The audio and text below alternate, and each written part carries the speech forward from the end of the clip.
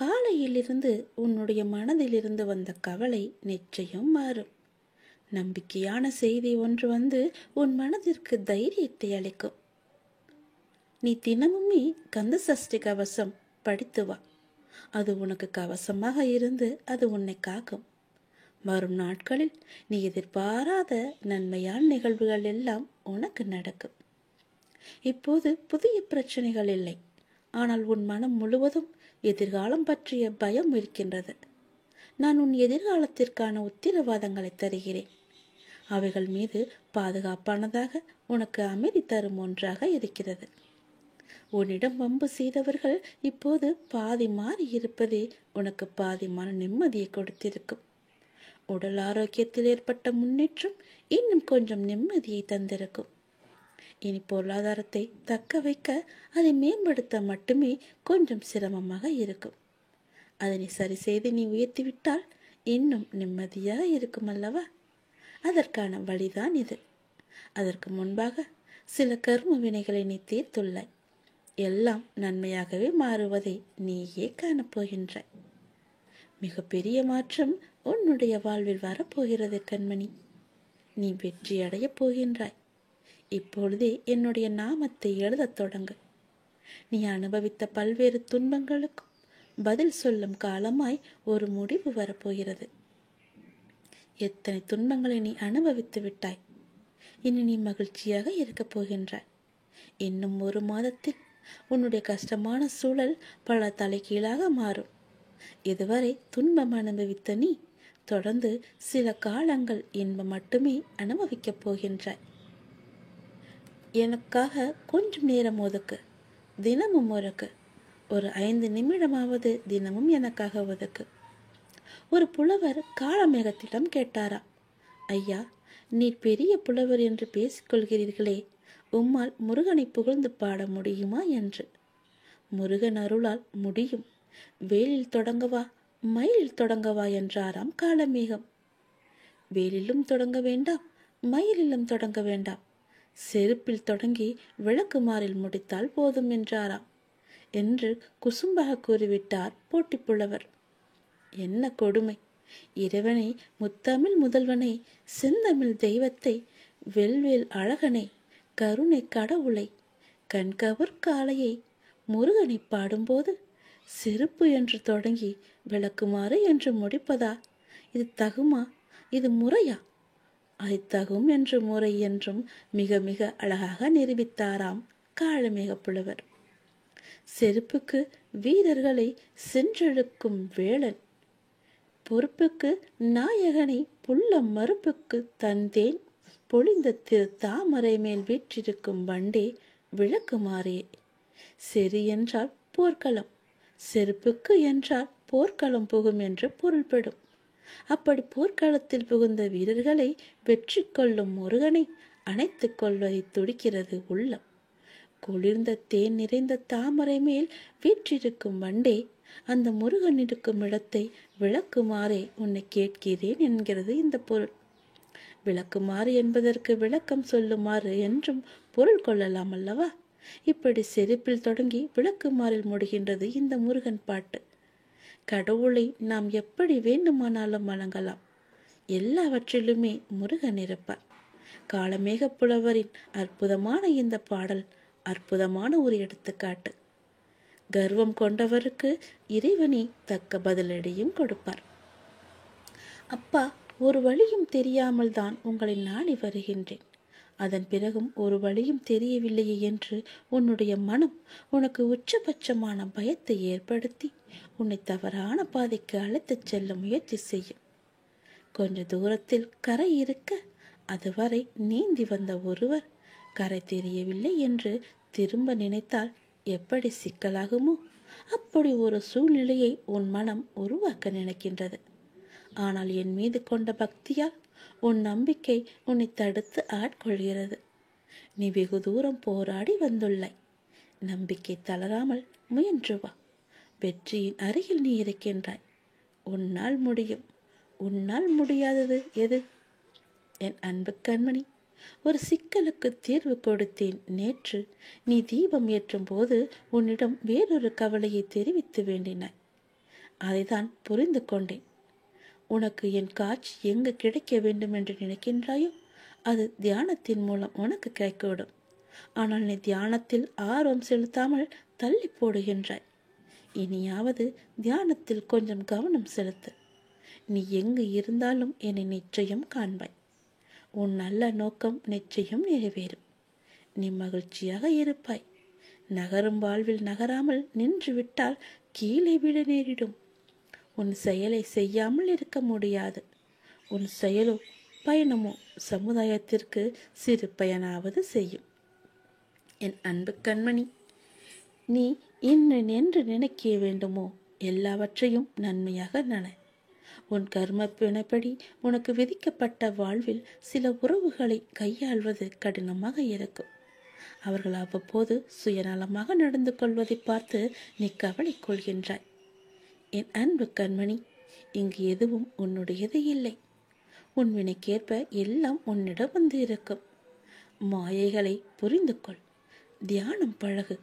இறை சிந்தனை தியானம் உன்னை இது போன்ற துன்பத்திலிருந்து உன்னை காத்து இறுதி வரை உன் வாழ்வை நீ கடக்க உதவும். என்னிடம் நீ கூறிவிட்டாய் அல்லவா? அதன் பிறகு அதை பற்றி சிந்தனை செய்யாமல் மனதை இறை சிந்தனையில் சில மணி நேரம் இருக்கச் செய். உனக்கு அது பல நன்மைகளை கொண்டு வரும்.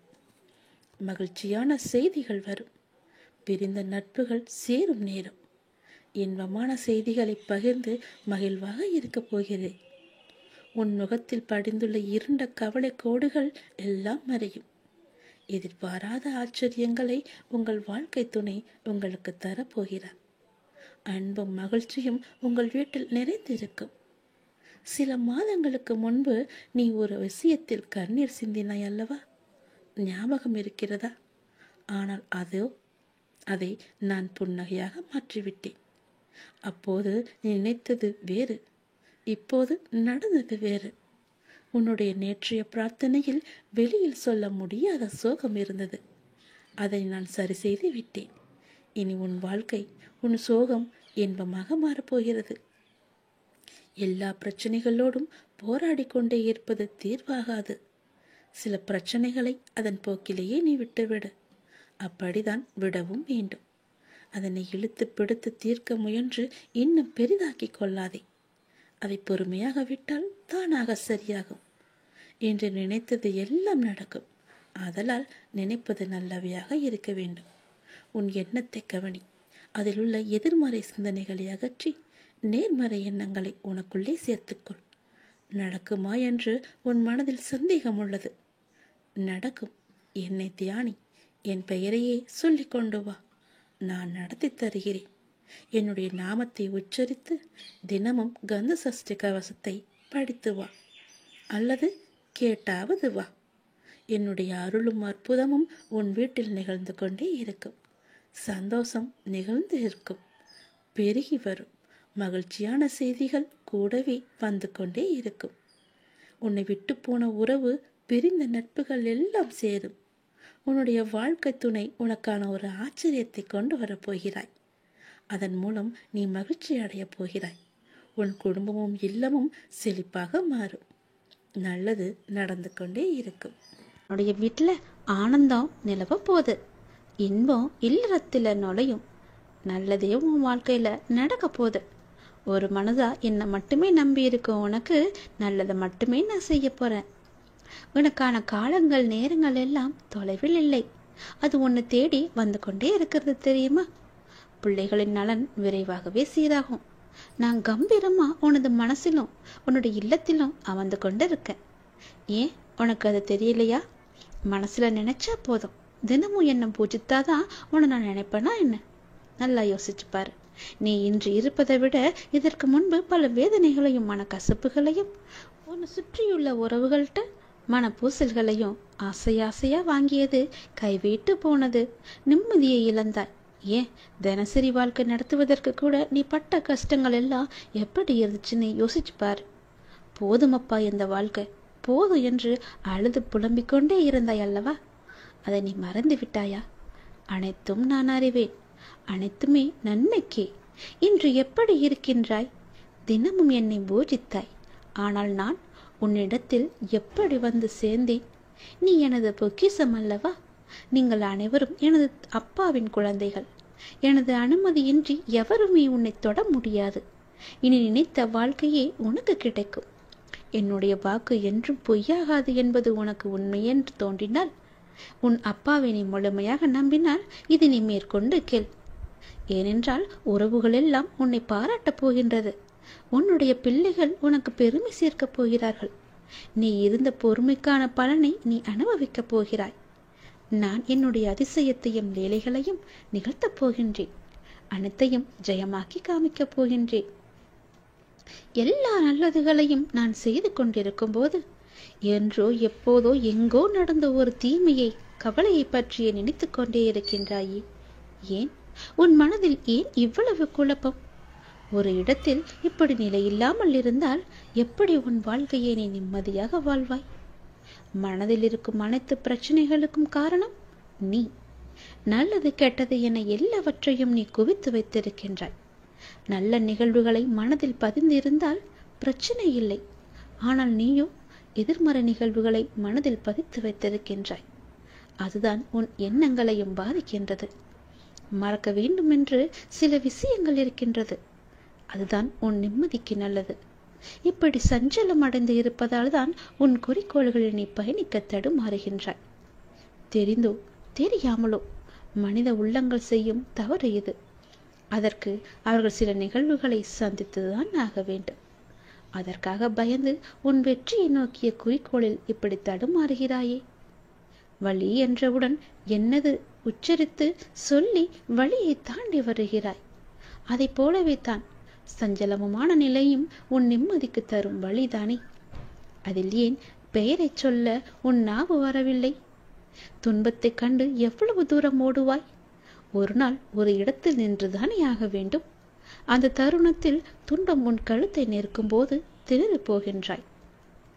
அதற்கு முதலில் அதனை எதிர்த்து நின்று போராடிப்பார். விடாமுயற்சியுடன் கடின உழைப்பில் போராடு. நான் உன் பக்கம் இருப்பேன். என்றுமே நீ ஜெயித்து நிறைவாய் வாழப்போகின்றாய். உன் பாதையில் உன் அப்பா உனக்கு துணை நிற்க மாட்டேனா என்ன? உன்னில் மாசு என்ற சொல் வராமல் நான் பார்த்துக் கொள்கின்றேன். மாயை, விதி போன்ற சூழல்கள் தான் உன் மனம் சில நேரம் ரணத்தை சந்திக்கின்றது. விரைவில் அதை சரி செய்வேன். அதுவரை உனக்கு நான் கொடுத்த 2 பொக்கிஷங்களை உன்னுடைய மனதிலும் உன்னுடைய புத்தியிலும் வைத்து உனக்கான பாதையில் நீ பயணம் செய். என் துணை உனக்கு எப்போதும் இருக்கும். சில நேரம் என் குழந்தைகளின் நலனுக்காக வழிகளுடன் நான் நடக்க வைப்பதே எதற்காக? அது ஒரு தீர்மான சூழலாய் அமைகின்றது, உன்னுடைய நல்லதுக்காக. ஆனால் அது நீண்ட நாள் தொடரும் அளவிற்கு நான் உன் அப்பா அதை விட மாட்டேன். நீ உன்னில் பார்க்கும் அனைத்துமாய் நான் இருப்பேன். உனக்கு சரியான நேரம் வரும்போது எந்த ரூபத்திலாவது உனக்கு வந்து காட்சி தருந்து உன் வீட்டிலும் உன் மனதிலும் எப்பொழுதும் உனக்கு துணை இருப்பேன். உன் வீட்டில் மங்களகரமான நிகழ்வுகள் எல்லாம் நடக்க நான் துணை இருப்பேன். சற்று பொறுமையாக இரு. எல்லாம் முடிந்துவிட்டது என்று நீயே உன்னை முடக்கிக் கொள்ளாதே. உன்னுடைய மனதை ஒரு நிலைப்படுத்திப்பார். உன்னை சுற்றியுள்ள வாய்ப்புகள் எல்லாமே உன் கண்ணுக்கு புலப்படும். எல்லா சந்தர்ப்பங்களும் தானாக அமையாது. நீதான் நம்பிக்கையோடு அதை உருவாக்க வேண்டும். வெற்றி தோல்விகளை சகஜமாக எடுத்துக்கொள். நான் இதுவரை தோல்விகளையும் இழப்புகளையும் மட்டும்தானே சந்தித்து வருகிறேன் என்று நீ புலம்புவது எனக்கு புரிகிறது. நீ சற்று நிதானமாக உட்கார்ந்து அமர்ந்து யோசித்துப்பார் என் தங்கமே. இதுவரை நீ தோல்விகளை மட்டும்தான் சந்தித்தாயா அல்லது வெற்றிகளையும் பெற்றிருக்கிறோமா என்று உன்னை நீயே உனக்குள்ளே கேட்டுப்பார். விடைகளானது உனக்கே புலப்படும். நீ அடைந்த வெற்றிகள் உனக்கே இன்னும் தெரியாத அளவிற்கு நீ முன்னுக்கு பின் முரணாக எண்ணங்களில் செயல்படுகின்றாய். நிதானமும் நம்பிக்கையும் மிக மிக அவசியம். அப்போது நான் உன்னை சுற்றியுள்ள வாய்ப்புகளை எல்லாம் கண்டுபிடித்து எளிதாக உன் கண் முன்னே நிறுத்த முடியும். தோல்விகளை கண்டு துவண்டு போகக்கூடாது. நீ இழந்ததை அடைவிட பெருசாகவே நான் உனக்கு தருவேன். இழந்ததையும் அதைவிட மேன்மையான நன்மைகள் அனைத்தையும் நீ மீண்டும் பெற வேண்டுமெனில் நீ உன்னுடைய லட்சியத்தை அடைய எத்தகைய தடைகள் வந்தாலும் அதை தைரியமாக எதிர்கொள். தோல்விகள் தான் வெற்றியின் படிக்கற்கள் என்பதை உணர்ந்து கொள். மனம் தளராதே. உனது ஆசைகள், எண்ணங்கள் அனைத்தும் கூடிய விரைவாக நிறைவேறப் போகிறது. நீ வருத்தப்படுவதால் எதுவும் இங்கு மாறாது. உன் மீது நம்பிக்கை வைத்து உன் குறிக்கோளை நோக்கி நீ பயணப்படு. அதை அடைய உனக்கு நிச்சயம் நான் துணை இருப்பேன். இது என்னுடைய வாக்கு, உன் அப்பாவின் தெய்வ வாக்கு. நிச்சயம் உனக்கு பழிக்கும் என் தங்கமே. என் வார்த்தைகள் மீது நம்பிக்கை இருந்தால் நல்லது உன் வாழ்வில் நடந்து கொண்டே இருக்கும். உனக்கு நான் கொடுப்பதை எவராலும் தடுக்க முடியாது. நீயே தடுத்தாலும் உனக்கானதை உன்னிடத்தில் உரிய காலத்தில் கொண்டு வந்து நான் சேர்ப்பேன். உன் திறமையை வெளிப்படுத்தும் காலம் நீ எதிர்பார்த்த வேலையெல்லாம் உனக்கு கிடைக்கும். பார்க்கின்ற வேளையில் நல்ல முன்னேற்றமும் ஏற்படும். உன் திறமையை வெளிப்படுத்துவதற்கான வாய்ப்புகள் எல்லாம் உன்னை தேடி வரும். அதனை நல்ல முறையில் பயன்படுத்தி உன் திறமையை நீ வெளிப்படுத்து. போட்டிகளும் பொறாமைகளும் சுற்றி இருந்தாலும் நீ உன்னுடைய வேலையில் கவனமாக இருந்து உன் வேலையை சரியாக செய்வது உன்னுடைய மேலே இருப்பவர்களின் கவனத்தை ஈர்க்கும். உனக்கு கிடைக்க வேண்டிய பாராட்டும் உயர்வும் நிச்சயம் கிடைக்கும். என் நாமத்தை ஜெபித்துக் கொண்டு கடமையை செய்து கொண்டு வா. நீ ஜெயிக்கக்கூடிய காலகட்டம் இது. நல்லது இந்த வருடத்தில் நிச்சயம் நடக்கும். பல வருடத்திற்கு முன்போ, பல மாதங்களுக்கு முன்போ நீ கேட்ட ஒரு விஷயத்தை இப்போது உன் வாழ்வில் நடத்தி கொண்டிருக்கின்றேன். கேட்டதை நீ மறந்து விடலாம். உனக்கு கொடுக்க வேண்டியதை நான் மறக்க மாட்டேன். அது உனக்கு நினைவிருந்தால் அது இப்போது நடக்கிறது என்றால் ஆம் என்று சொல். நான் இருக்கின்றேன், பயப்படாதே. உன் வாழ்வில் வண்ணங்கள் மாறலாம், ஆனால் உன் எண்ணங்களில் என்றும் என்னுடைய நாமத்தையும் என் உருவத்தையும் என்னையும் மனதில் இருத்துவிடு. பின்பு நீ வாழ்வை எந்த வண்ணம் விரும்புகின்றாயோ அந்த வண்ணமே அமையும். என் முகத்தை எங்கு பார்த்தாலும் புன்னகைப்பாயோ, வீட்டிலோ வெளியிலோ வாகனத்திலோ என் உருவத்தை கண்டு புன்னகைப்பாய். நான் உன் கூட இருப்பதாக நீ உணர்வாய். அது உண்மைதானே? இனியும் அப்படித்தான் நடக்கும். நான் உன் கூடவே தான் இருக்கின்றேன். உன்னுடனேயே நான் பயணித்துக் கொண்டிருக்கின்றேன்.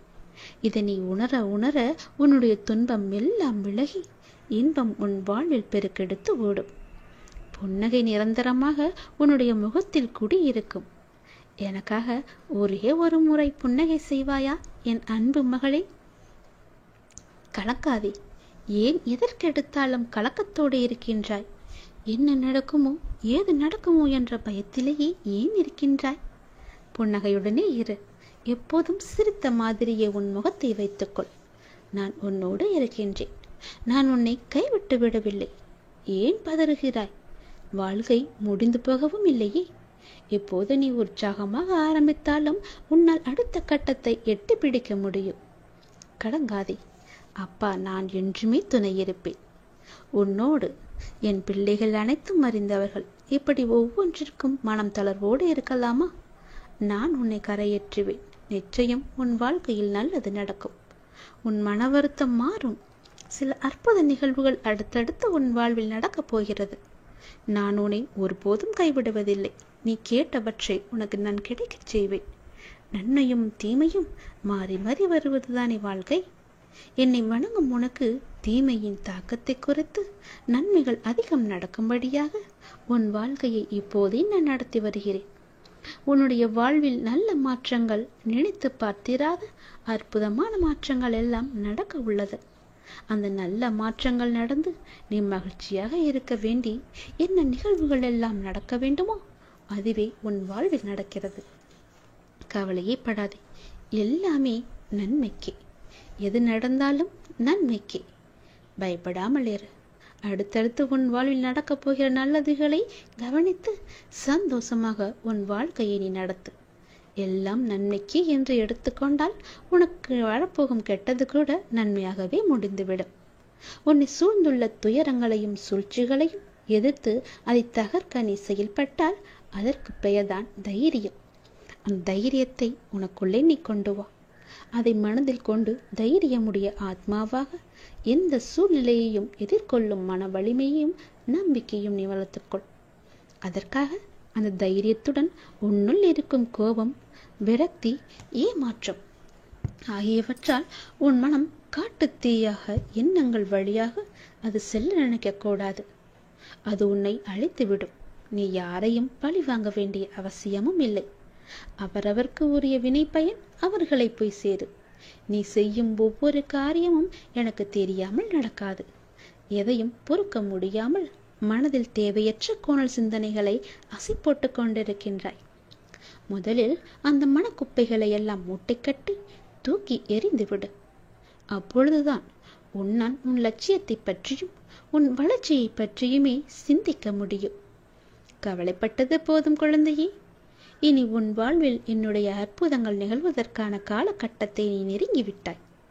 அதுவரை சற்று நீ பொறுமையாக இரு. எல்லாம் நல்லதாகவே நடக்கும். பல ஏமாற்றங்களால் நீ மனம் வருத்தி போயிருக்கின்றாய். வருந்தாதே. இந்த உலகில் ஏமாறாதவர்களே கிடையாது. ஏதோ ஒரு சூழ்நிலையில் யாரோ ஒருவர் இன்னொருவரை ஏமாற்றிக் கொண்டுதான் இருக்கின்றார்கள். எல்லாவற்றிற்கும் உனக்கு நிச்சயம் பதில் கிடைக்கும். நேர்மையாக நீ செய்யும் ஒவ்வொரு செயல்களுமே நன்மையிலேயே முடியும். நேர்மையாகவும் உள்ளபூர்வமாகவும் நீ செய்யும் ஒவ்வொரு காரியமும் எனக்கு தெரியாமல் நடக்காது. எதையும் பொறுக்க முடியாமல் மனதில் தேவையற்ற கோணல் சிந்தனைகளை நீ அசை போடுகின்றாய். முதலில் அந்த மனக்கவலைகளை எல்லாம் தூக்கி தூர எறிந்துவிடு. மூட்டை கட்டி எறிந்துவிடு.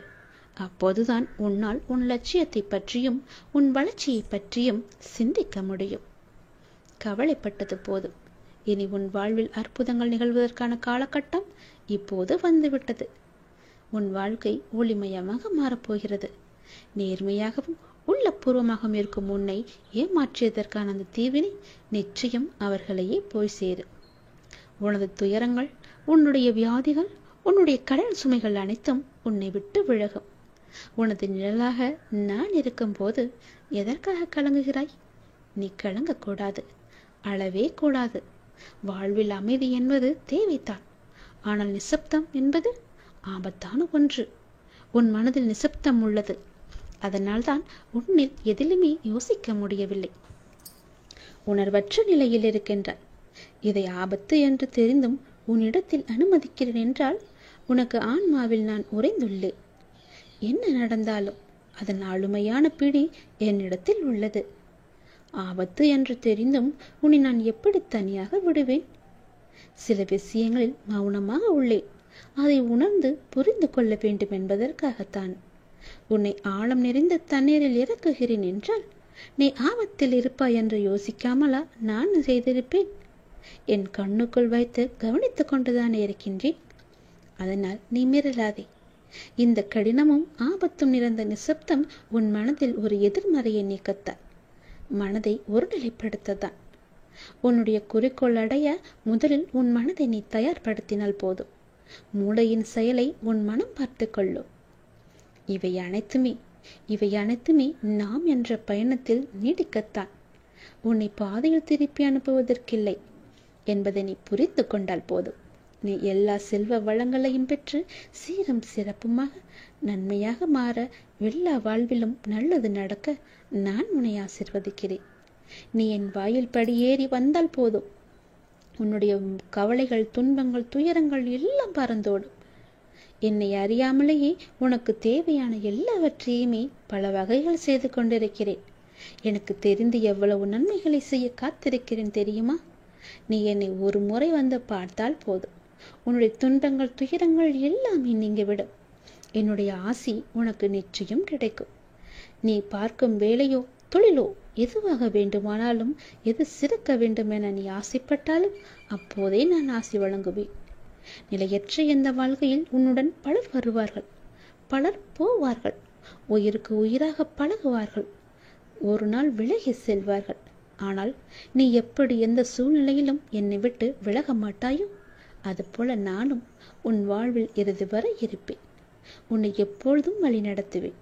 உன்னுடைய எந்த கவலையாக இருந்தாலும் அதை நீ என்னிடம் பகிரும் போது உன் மனம் கொஞ்சம் அமைதி அடைகின்றது. இப்போது உன் மனதில் கவலைகள் குழப்பங்களாக உள்ளன. அதனை நான் நிச்சயம் தெளிவுபடுத்துவேன். என் பிள்ளையாகிய நீ எப்பொழுதும் போல மனதை மகிழ்ச்சியாக வைத்துக்கொண்டு உற்சாகமாக ஒவ்வொரு நாளையுமே தொடங்கு. நன்மையிலேயே முடியும் அந்த நாட்கள். எல்லாம் முடிவில் நன்மையாகவே இருக்கும். வருவதும் போவதும் ஏதோ ஒரு காரணத்தினால் தானே. உனக்கு நன்மை செய்யும். வந்தால் வரட்டும், போனால் போகட்டும் என்று விட்டுவிடு. எல்லாம் நன்மைக்கு. எது வந்தாலும் எதிர்த்து நின்று போராடு. அனைத்தும் நன்மைக்கு என்பதை தீர்க்கமாக நம்பு. நீ யாருடைய நன்மைக்காக என்னிடம் வந்து பிரார்த்தித்தாயோ அந்த பிரார்த்தனைகள் நிறைவேறும் காலகட்டம். நீண்ட நாட்களாக உன்னுடைய ஒரு பிரார்த்தனைக்கு பதில் கிடைக்காமல் தவித்துக் கொண்டிருந்தாய் அல்லவா? அது இப்போது கிடைக்கப் போகிறது. உன்னுடைய பிரார்த்தனைக்கான பதில் கிடைக்க வேண்டும் நினைத்து கொண்டிருந்தாய்.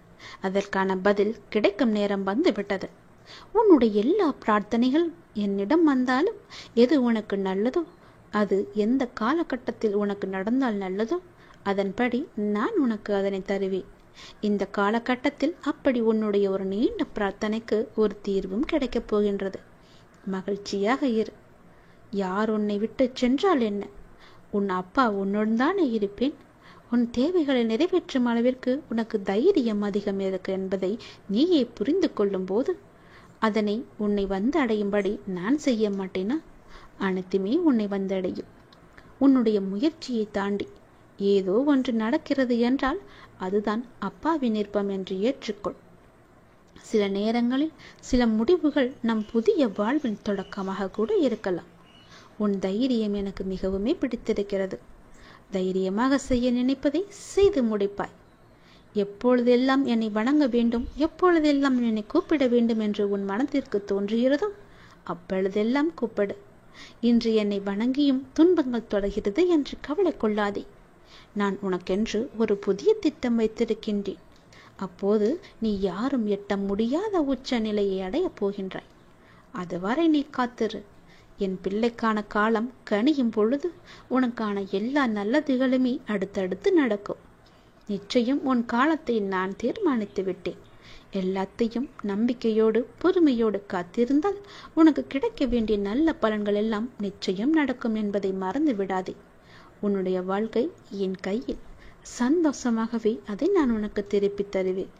என் பிள்ளைக்கு எவ்வளவு வேதனை, எவ்வளவு துயரங்கள், எல்லாவற்றையும் பொறுமையாக எனக்காக பொறுமையாக காத்து கொண்டிருந்தாய் அல்லவா? கவலை வேண்டாம், தைரியமாக இரு.